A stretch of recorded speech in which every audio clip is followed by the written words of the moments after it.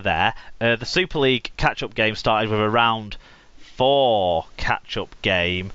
Leeds versus Catalan Dragons, Brian, and this was an exciting one to listen to. It finished up Catalan Dragons 28, Leeds Rhinos 25, so that just demonstrates that it was a close finish there. There was 10,366 on a Wednesday night in Leeds, so that's not a bad shout at all, I don't think, for that crowd. And Scott Michalauskas was the referee. We had some fan views in on this one. Do you want to start with Tim G's? Yeah, so Tim Gradio says, #Leeds slump 2018. Well, we were waiting for it, weren't we? Yeah. Alan Walker said, bad scheduling puts games on midweek again. Was supposed to be under snow, not sunshine. I think his emoticons haven't printed off, but I'm guessing that's what he said. Yorkshire Dragons play 2 games at home in a few days. Don't ask for quality. PS, sack the coach. Slaughterhouse visit. Troops out. End repression in Catalonia. Did we ever get a sort of a fan review from Alan which doesn't include something about Catalonia?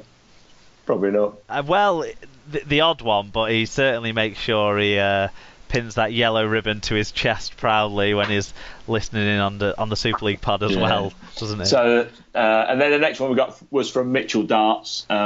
Everything is on track. Brian's plan of leading Leeds to a second Middle Eights title looks just about in the bag.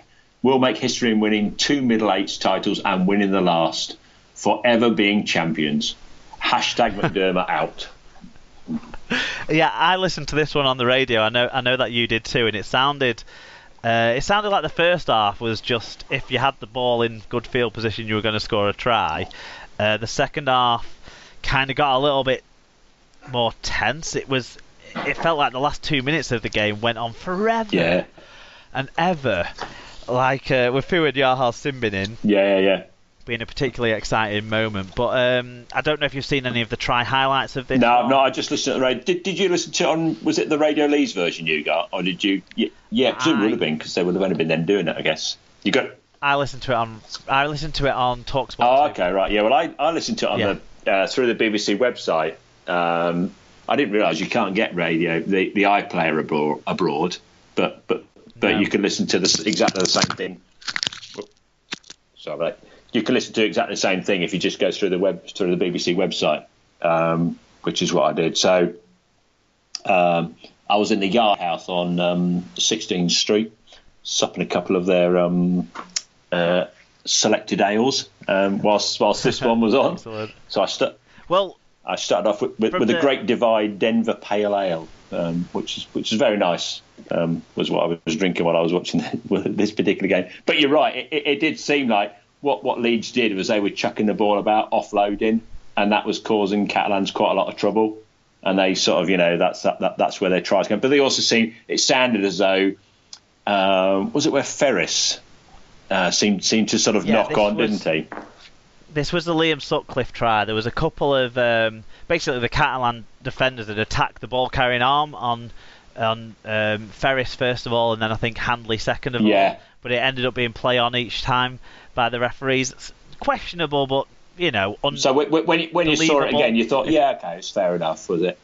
Exactly, yeah. The Jack Walker try and the Cameron Smith try, as much as those two young kids impressed with what they were able to do, the defending was a little bit absent for those tries. But having said that, the defence completely went missing for Josh Drinkwater's try. That kind of reasserted things for the Catalans. Got Catalans back into it, really. Catalans, though, were 24-10 down at half-time, so Leeds may be thinking they've won it, but the only point they got in the second half was a 72nd minute Liam Sutcliffe field goal, which took it to 25-24. It was all Catalans up to that point. Yeah. Lewis Tierney with a flying finish, and Kenny Edwards with the first of his 2 tries. And really, Kenny, the moral vacuum, he's delivering on the field, and you can't really take anything away from the way he's playing on the field. He was picked out by a few as the man of the match in this one, and he scored the match-winning try. It was a barge-over effort. Michael McAlorum seemed instrumental in a lot of close-range stuff. He's found his groove in this Catalan side, and exciting finish, tense finish. Yeah. I think we were all following it with eager anticipation, really, over the airwaves, because There's a lot riding on it for the predictions and things like that. Yeah, trust you to be thinking about that. Most non-Leeds fans are thinking about whether it's going to suck them into the bottom four. And I was sort of. Well, that was also a big factor of it, wasn't it? Because this closes things right up. Yeah, I mean, I suppose it was actually a sort of bad result for Wakefield, because it would have been better for us had Leeds won. It would have put a bit more of a gap between us and the bottom four. But yeah. Which is what you were thinking. Yeah, well, I'm not like that, but I just wanted it to be a nice, exciting game, which it certainly was, and it was quite funny. I was getting a few curious looks. I was sat in the bar listening to it on my iPad with my earphones in, and punching the air a few times. Whilst there was a sort of, I don't know if the World Cup soccer was still on, was it? Because they'd had it on in the bar earlier on. But anyway, there was some sport was on the. There will have been games on. Yeah, there was a game. Yeah. Because it was a 7:45 kickoff, there'll have been a game that it would have been, until about midway through the second half. Yeah, so I could see a few times when I was getting quite excited and punching the air, and people looking across the bar at me thinking, "What's that guy on?" But yeah. Well, it puts Catalans just a point behind Leeds and Huddersfield, so that's how crucial this game was in terms of the standings, and like you say, 4 points behind Wakefield Trinity too. We'll get on to them. Yeah. A little bit later on. And, even though I'm a Wakey fan, I think that it's great, because that really just makes it really interesting, because, Wakey's still not out of it, a couple of losses, games are running out, obviously, but to me, it just really makes it interesting who's going to drop into that bottom four. And it really felt for a while, didn't it, for the first half of the season, like what we were going to end up with is someone limping into the 8 and kind of being an irrelevance, whereas it feels like we've got a couple of teams around there now, Catalan and Huddersfield, who are form teams coming up to this part of the season, and actually either one of them or Leeds who gets into the 8, it's going to be a real test for the teams at the top again, which we weren't thinking it would have been, say, round 11, round 12. So that's exciting. Yeah, I think there's a certain pessimism which goes around rugby league, which you get with this, because no, seriously, there is a thought. But I remember earlier on in the season, you'd listen to things like, Proper Sport and whatnot, and they go, right, well, we all know who the top four is going to be. And it's like this, and then they go, it's terrible that the season's over. You think, well, there's a whole load of stuff happens, and anything, because, even St Helens now, they could get a couple of injuries, couldn't they? And they could really scupper their season, They've got to play Wigan at least twice. Yeah, so when you get the gap down to only 2 points if Wigan went on another run like they were on at the start of the season, just like Saints were, and Castleford and Warrington have had great runs. Castle's a bit more under the radar. Warrington everyone knew about their run for whilst they were in the midst of it. And Hull FC with their injuries aren't out of it. So you're right. Can't write anything. Yeah, because as you say, if Hull get, as we know, they're injury crisis all season long and forever. But if they get a few of them back, they could start picking up some points. Huddersfield could easily bloody the noses of some of those looking to make the top four, couldn't they? That's the point now. I was looking at our run into the season as a Wigan fan, and we had Huddersfield and Catalan within the last 4 games, and I thought, right, well, that's comfortable. Now, that doesn't feel like a comfortable proposition, not just because Wigan have kind of hit the skids a little bit, but also because those two sides have sorted the shit out, and they're going well, and Catalan's proved that by coming back and not only beating Leeds away, but beating Leeds away late in the game, so really overcoming a mental block as well there. There was a character issue that they've demonstrated in that win, I think. Yeah, I think so too, In terms of the stats, Catalan made nearly 100 metres less metres, so nearly 100 metres less, and made ground at a slightly worse average gain. They also made 4 fewer breaks and fewer tackle busts and fewer offloads than Leeds. Plus, they gave away 1 more penalty and had 2.8% worse team tackle success. Oh, and they missed 4 of their 6 goals. The only stat that they won on were errors, 3 fewer in a high count of 31 overall, so the heat and the sweat obviously making the Rhino ball very slippy. Which is the second highest in Super League this year, by the way, 31 errors. But also the Catalans won in tries, crucially, and that is character. They were bettered by the looks of the stats, by the role of the play. They seemed to not be able to get to grips with the Leeds attackers at times, yet they came out on the winning side.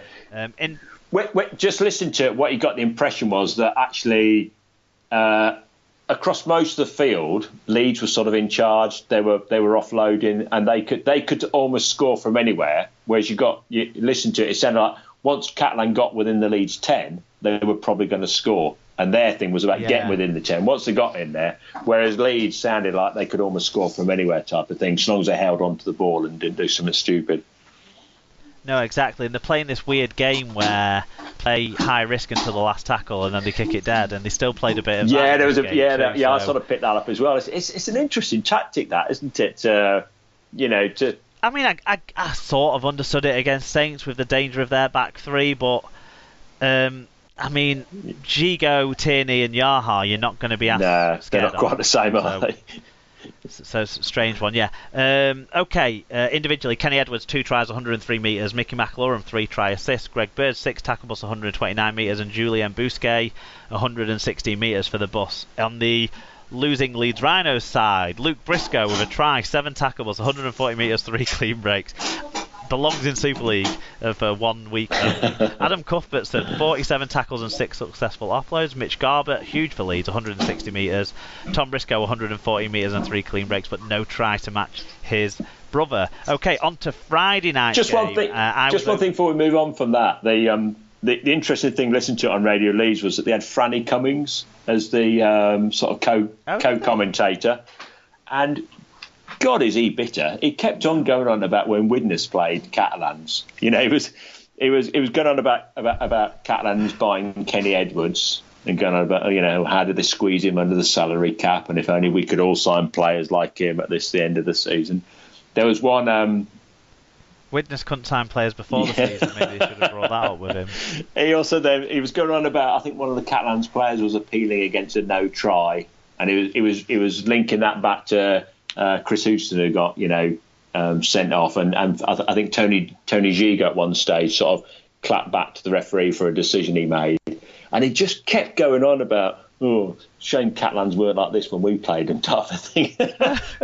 And I thought, bloody hell, Franny, let it go. You know, it's not going to help his players, is it? Look forward to the middle eights when all they're doing is lamenting all the decisions. Look, mate, you've lost 11 games in a row. You're bottom of the table for a reason. There's something that tells you about that. Don't think the odd decision in a Catalan game is going to really define your season, Franny. Because most players and coaches, they go, well, it's done with now. We're just going to move on. I thought this is clearly in his mentality. He obviously goes to bed at night, watching that, probably still thinking that it's going to be a different outcome. Yeah, that maybe they're going to win it.